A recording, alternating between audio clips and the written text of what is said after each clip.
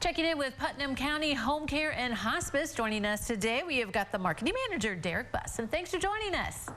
Hey, Holly, good to see you. Thanks for having us. All right, so it is Veterans Day, so let's talk about the kind of services that you have for veterans.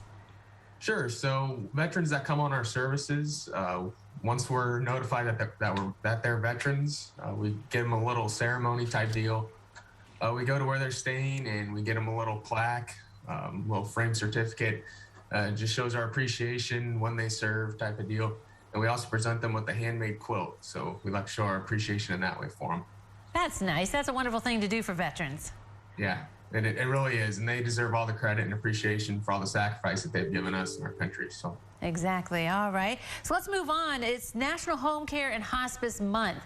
So what does that mean? What kind of awareness do you want to raise when it comes to those topics?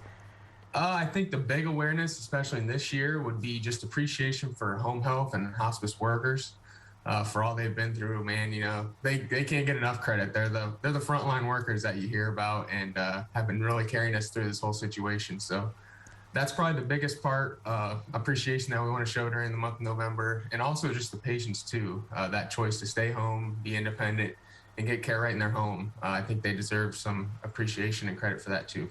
Yeah, I assume care at home, it's more of a positive thing, that people are comfortable in their home, so getting their care there probably maybe helps them out along the way? Yeah, you know, it's just the comfort of your home. You don't have to go somewhere. You know where you're at. It's comfortable for family, you know. It's really nice, and we like to keep them in their home when they can.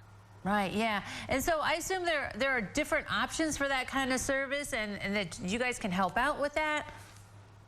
Right, yeah. So we do hospice, palliative care, home care, all that we can do in the home. And we also have an inpatient service at Lyme Memorial too. But for most part, we like to keep them in their home where they're comfortable and it's easier for family to access and where we can access them too. So, is the first step for someone to go through your doctor, or can they contact you first and get the home care that they need?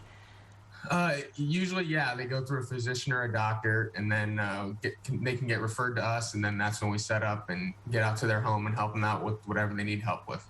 All right, so this can also help family members, I assume, who can't be there all the time too, that home care can help with that too?